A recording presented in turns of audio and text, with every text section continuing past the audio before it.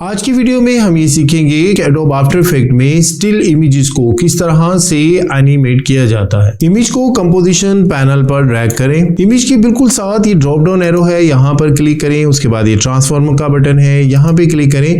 तो यहाँ पर स्केल के बिल्कुल साथ स्टॉप वॉच के बटन को क्लिक करना है ताकि पहला की फ्रेम यहाँ पे ऐड हो जाए। उसके बाद आपने ये जो टाइमलाइन स्लाइडर है इसे थोड़ा सा आगे की तरफ लेके जाना है और अब आप इस जूम की वैल्यू यानी स्केल की वैल्यू को इंक्रीज करें ताकि दूसरा की फ्रेम यहां पर एडजस्ट हो सके। दूसरे की फ्रेम को सिलेक्ट करने के बाद अगर आप एनिमेशन की स्पीड को ज्यादा करना चाहते हैं तो इसको पहले वाले की फ्रेम के करीब ले आए, और अगर आप एनिमेशन की स्पीड को कम करना चाहते हैं तो फिर उसके बाद आप इसको पहले वाले की फ्रेम से दूर ले जाएं। दोनों की फ्रेम को आपने सिलेक्ट करना है। सिलेक्ट करने के बाद राइट क्लिक करेंगे और इस ड्रॉप डाउन मेनू से इजी इसको सिलेक्ट करेंगे ताकि स्मूथ एनिमेशन हो सके।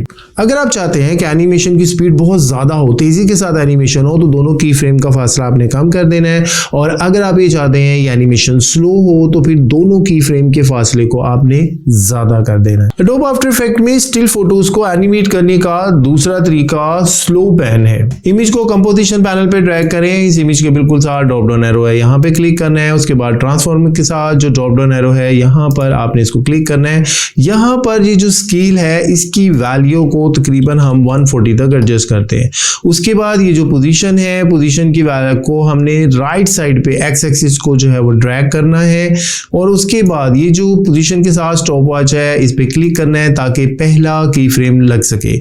उसके बाद टाइमलाइन स्लाइडर को थोड़ा सा हम आगे की तरफ लेके जाएंगे। अब यहाँ पर पोजीशन की जो पहली वाली वैल्यू थी यानी 960 उसको दोबारा टाइप करके एंटर कर देना है।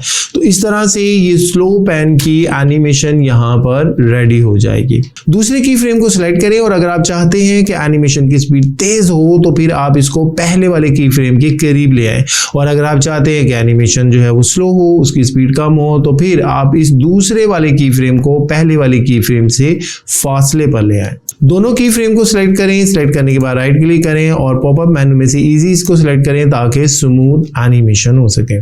प्रोजेक्ट को एक्सपोर्ट करने के लिए कंपोजिशन पर सिलेक्ट करें। यहां से प्री रेंडर को आप सिलेक्ट करेंगे। उसके बाद यहां पर क्लिक करने के बाद फाइल का नाम और लोकेशन देंगे, और ये है रेंडर का बटन। इसको जैसे आप प्रेस करेंगे तो आपका प्रोजेक्ट एक्सपोर्ट हो जाएगा।